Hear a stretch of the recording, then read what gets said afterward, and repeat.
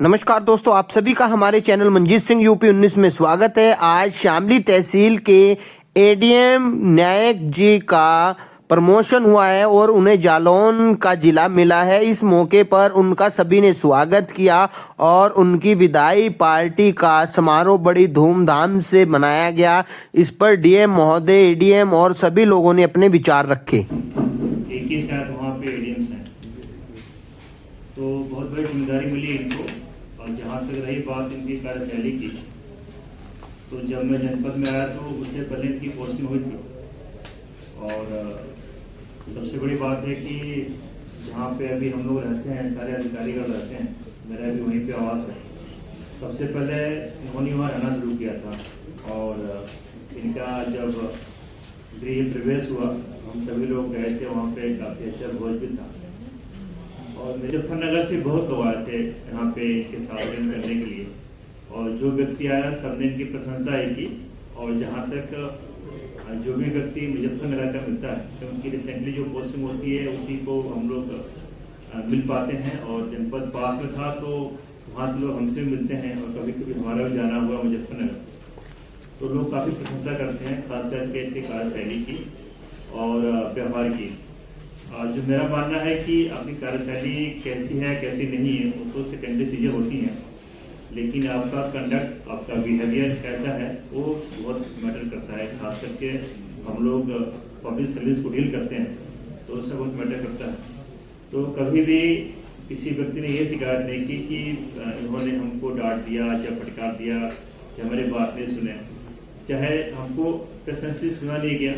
और जहाँ तक मुझे पता है कि कई सारे प्रकरण आया करते थे जन सुनवाई में भी, तो जो मुझे लगता था काफ़ी जटिल टाइप का है, तो मैं एडीएम साहब को दे दिया करता था कि इसको देख लीजिए, ठीक, हम डिस्कस करेंगे। और मुझे याद नहीं है कि ऐसा कोई प्रकरण हो जो इनको दिया गया हो और उन्होंने उसका समाधान न किया हो। लगभग जो इनके समाधान करने की क्षमता थी वो 100% थी। तो इससे ये होता है कि हमको लगता है कि मेरे पास एक ऐसा अधिकारी है, एक ऐसा हैंड है कि कोई सी भी कोई जटिल समस्या हो उसको देंगे तो फुल इंटीग्रिटी के साथ, फुल लॉयल्टी के साथ और टाइम बाउंड मैनर में उसको डिस्पोज ऑफ करेगा। तो इससे बहुत बड़ा आपके लिए बैकअप होता है।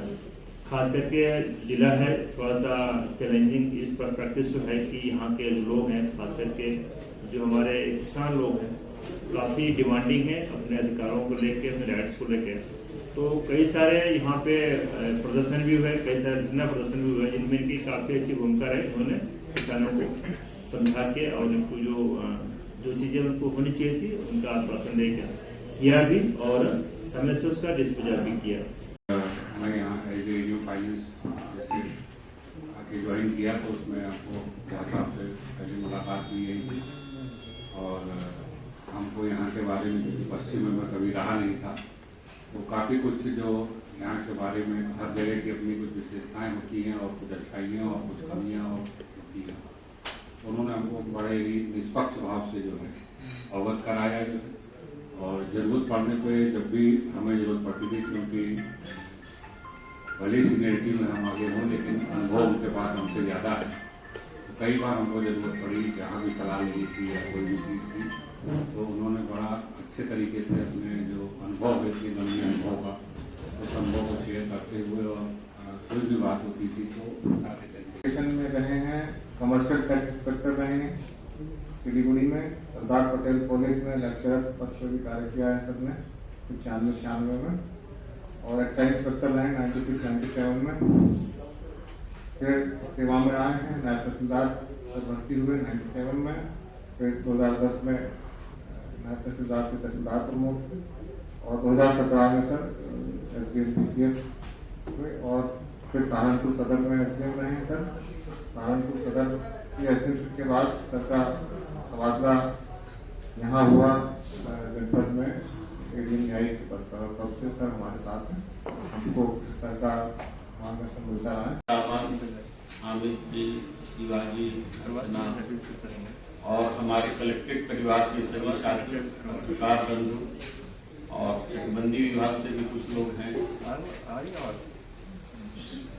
शास्त्री जी, मुकेश शास्त्री जी जलालाबाद से हैं, सभी को मेरा हार्दिक प्रणाम।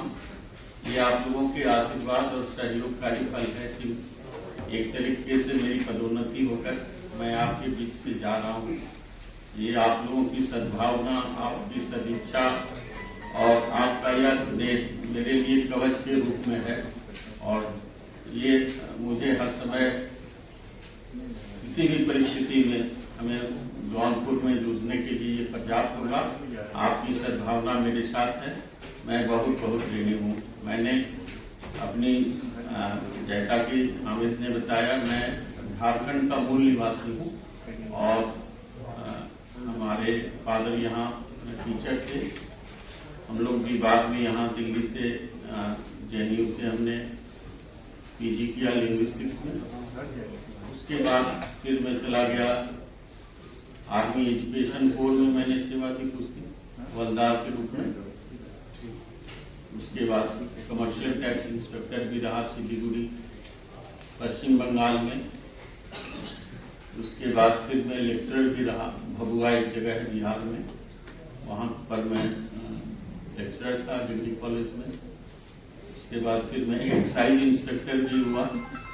फिर एक्साइज इंस्पेक्टर में ही मेरा मन एकदम खराब हो गया और मैंने अपना प्रत्यावेदन दिया गवर्नर साहब को, तो मुझे 97 में फिर नायब तहसीलदार का पद मिला। मैंने वहाँ से त्याग पत्र देकर फिर मैं यहाँ समायोजित हुआ। तो यहाँ से नई सेवा मानी गई हमारी 97 से 2004-97 को मैंने नायब तहसीलदार के रूप में योगदान किया। जनपद देवरिया से हमारी शुरुआत हुई है और मैं 2002 तक वहीं था, NP सदर ही था लगातार 5 वर्ष। उसके बाद मैं गाजियाबाद आया, फिर बुलंदशहर गया, हापुड़ गया। पश्चिम के लगभग ये सारे जिले मैंने अपने इसमें किए। बुलंदशहर में मेरी पदोन्नति हुई तहसीलदार के रूप में। फिर 2017 में मेरा प्रमोशन हुआ। बिजनौर से मैं गया सहारनपुर सदर में, फिर वहाँ से फिर मेरी तैनाती बिजनौर भी हुई। बिजनौर में रहने के बाद फिर मैं मुजफ्फरनगर सदर में रहा। बिजनौर में मैं तीनों तहसील में रहा, इसलिए नजीबाबाद में, चांदपुर में भी और सदर में। उसके बाद मैं यहाँ लगातार लगभग 3 साल मुजफ्फरनगर सदर में रहा। फिर आपके बीच पदोन्नत होकर अपर जिलाधिकारी न्यायिक के रूप में हमें योगदान करने का अवसर मिला। यहाँ पर भी मैंने कोशिश की कि जैसा कि DM साहब ने हमें बताया था कि जन सुनवाई में जरा ध्यान दीजिएगा, लोग ध्यान नहीं देते हैं जिससे स्थिति खराब होती है। तो ये कलेक्ट्रेट जो है सर्वोच्च संस्था है जिले की।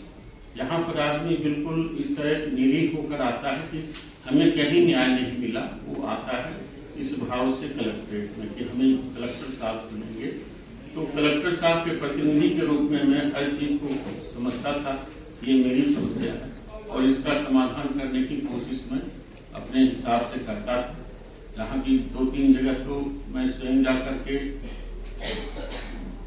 अतिक्रमण भी हटवाया, JCB भी चलवाई। तो मैं अपना समझता था कि ये समस्या समाधान करना हमारा अपना कर्तव्य है। उसी तरह जो भी चाहे ADM साहब हो, चाहे DM सर हो, जो भी हमें निर्देश फोन से ही मिल जाता था, मैं कोशिश करता था उसको पूरा करूं। तो हम सभी का यही प्रयास रहना चाहिए कि हम कलेक्ट्रेट परिवार के हैं और सर्वोच्च संस्था है ये पूरे जनपद की। यहाँ किसान, दुखिया कोई भी आता है, निरीह प्राणी आता है, तो उसको उसकी सेवा कर हम अपना जो सेवा का कर्तव्य है उसका पालन करें। इसी में हमारी जो है भलाई है और ऐसा करेंगे तो निश्चित रूप से परमात्मा भी आपका साथ देगा और हर तरीके से आप सुखी, संपन्न, पुष्पित पर लभित रहेंगे, ये मेरी आशा है। अब मैं जा रहा हूँ आपको छोड़कर जनपद जौनपुर में। आपकी जो शुभकामनाएं हैं, आपका जो विश्वास है, आपका जो आशीर्वाद, सर आपका जो आशीर्वाद मेरे साथ है वो कवच के रूप में मेरे साथ रहेगा और मैं पूरा प्रयास करूंगा कि आपने जो मुझसे यहाँ भी अपेक्षा की वही अपेक्षा मैं अपने कर्तव्यों का वहाँ भी निर्वहन करूं और कर्तव्यों के निर्वहन में हमसे यदि कोई त्रुटि की हो, हमने किसी को ऊंचा बोल दिया हो, कभी कभार हुआ भी है, ऐसा नहीं है, तो आप कृपया हमारी त्रुटि को, हमारी भावना ऐसी नहीं थी किसी को आहत करने की, लेकिन यदि हुई हो तो मैं हाथ जोड़कर क्षमा मांगता हूं और मैं आपसे पुनः आशीर्वाद की आकांक्षा करता हूं कि आप मुझे अपने आशीर्वाद से अभिषिंचित करें और मैं जहां भी जाऊं सही ढंग से लोगों की सेवा करूं, यही मेरा उद्देश्य है।